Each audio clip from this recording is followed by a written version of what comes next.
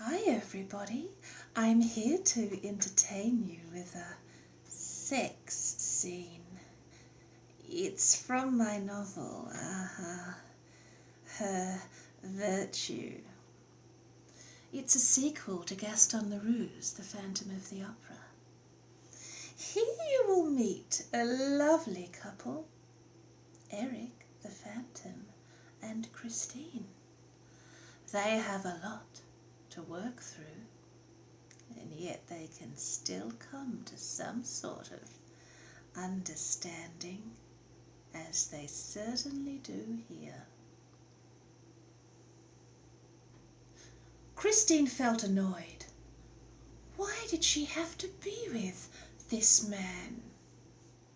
But then she thought of what a terrible mistake it had been to leave him.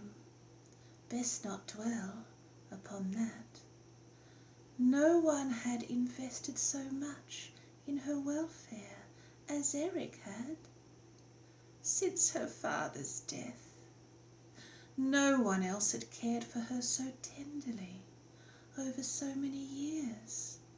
No one loved her as much as him. Christine, comb your hair now. Grumpily, Christine seized the comb. She ran it through her knots to look beautiful for her husband. Yes. He watched her carefully. Then he turned. Christine gazed at his sad, spindly form as he walked to the bed. How long would she have this man for? His dream to be proven right might finally come true. Maybe the Grim Reaper was eyeing him off, after all. She joined him on the bed. Eric? You simply can't live without this dark, miserable figure in your life, can you? As he can't live without you. Oh, Eric. She held out her breast, proffering her nipple. For a bit he just took in the view. Then he came forward. Her emotions continued to go up and down. This man-child was annoying her intensely and seducing her so effortlessly, all at the same time. My love, she stroked his poor, knobbly back. She was unlocking all her tenderness, and she did not care. Now she was touching his skin, everything seemed different. He was grotesquely deformed, but he was still flesh and blood.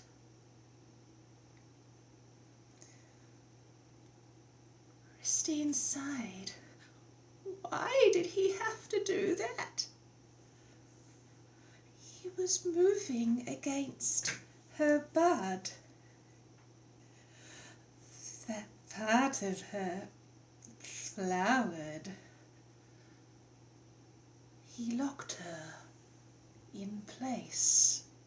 She groaned. He moved firmer against her. Before she knew it, he was pinning her against the pillows. His erect cock dug hard against her. Christine did not protest. He pulled her panties down. With a sigh of tremendous satisfaction, he sank his face into her mound of Venus. Christine quivered, but her legs opened like a rose. He was getting into the tiniest spots in her vulnerable, fragile womanhood. Christine squirmed. She was crying out, partly from humiliation, partly from pure joy. He made her feel so sensitive. It was excruciating, but at the same time, so lovely. She could only focus on the sensation. Now she was whimpering, partly because this was so divine it was almost uncomfortable. Also because she was afraid he might stop. She could not bear the thought of him stopping. The pleasure elevated to pure heaven.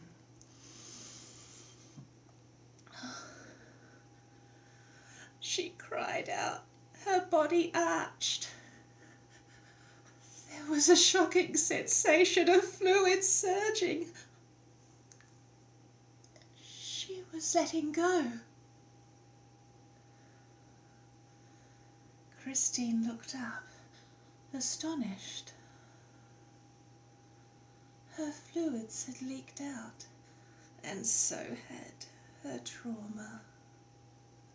She laid in a pool of cooling sweat. She was a weak and languid mess, totally relaxed. And then she felt his thighs between hers. Something was pushing into her, and then urgency began. Her love was inside her. This was their most intimate embrace. She shut her eyes. Her and Eric had never been this close. Her womanhood was completely engorged. His cock was massively hard. A flood of pleasure went through her every time he thrusted. She was helpless. The delightful sensation streaked again and again. His cock throbbed. Fluids were about to spurt.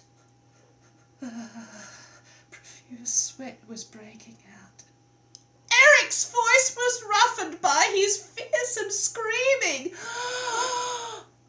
Her own mouth opened in a scream. She could not stop. Their fluids gushed with amazing vigour.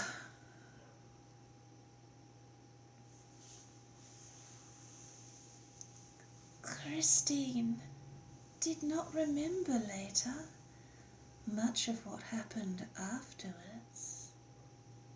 Eric gathered her in. If anything had improved his health, this had.